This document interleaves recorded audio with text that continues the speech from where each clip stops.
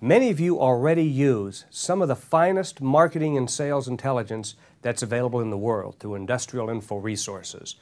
And here's the question we always hear when we're in public. Jack, we've got the greatest marketing and sales intelligence. How can you help us more effectively use it in a sales situation? So we hear you talking.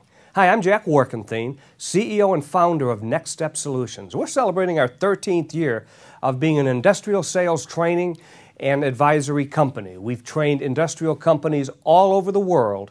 We have now just partnered with Industrial Info Resources here in Sugar Land, Texas, to offer you a revolutionary approach to use the existing information you have a whole lot more productively, perhaps, than you're using it.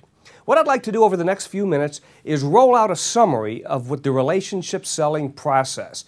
This is a revolutionary process that may just, number one, transform your mind about where you think sales is, and it may even give you a few ideas on how to sell more effectively. So I'm going to offer this in terms of a quick sneak peek at Jack's Snacks. I call them Jack's Snacks. They don't have any calories, carbohydrates, or cholesterol, and they just may be the nutrition for your brain that you've been looking for. So let me review a few of the steps of the relationship selling process. First of all, marketing.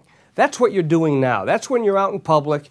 You're either fishing in the ponds where there are fish or you're not. You have to figure out where your bullseye is. Willie Sutton was asked why he robbed banks. He said that's where the money is. What are you doing to fish where the fish are, and where are you where the money is? That's what you have to answer. And number two, networking. You know, there's two types of networking, actually, and we do them both, personal and professional networking.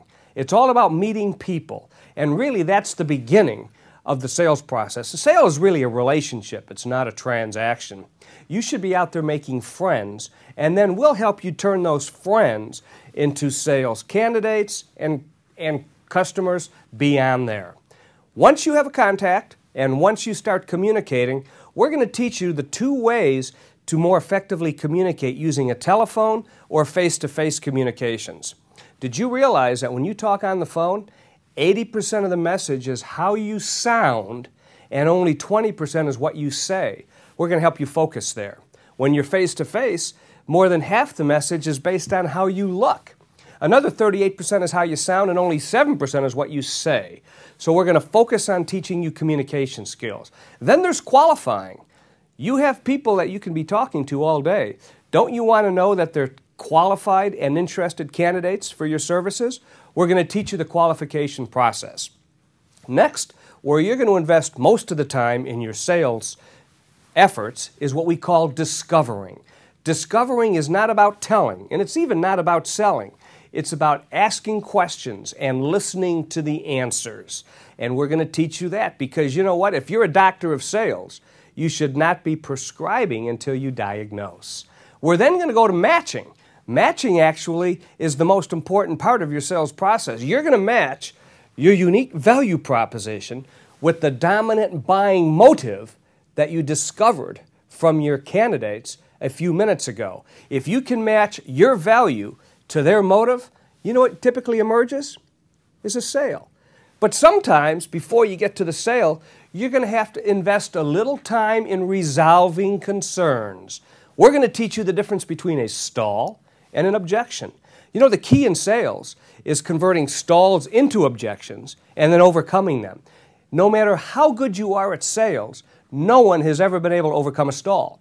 But we can teach you how to convert them to objections and overcome the objections. And then, my favorite part of the sales process is where we open the relationship. You know, we don't use the word closing anymore. Closing infers it's the end of the process, and nothing could be further from the truth in sales than closing, because you close a deal, it infers your job is over, but in fact, it has just begun.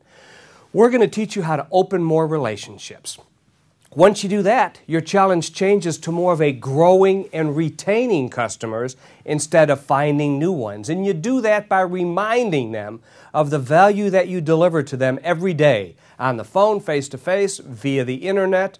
And only then can you really continue to nurture and grow accounts. That's where you're selling them more products or services. You're going deeper in the relationship. You're bringing more touch points to the table, more relationships from your client into theirs.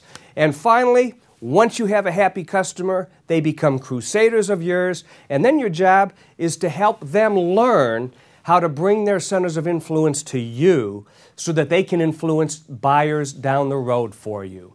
That's kind of a quick peek at the different steps of the relationship sales process. If you tune into the series, I promise you over the next few minutes, we're going to have several different, what I call Jack Snacks, focusing on each one of those steps in the process. In the meantime, thank you so much for watching. We look forward to hearing from you. If you have any questions, never hesitate to email us at nextstep@industrialinfo.com. That's nextstep@industrialinfo.com. Thank you very much for your time and attention.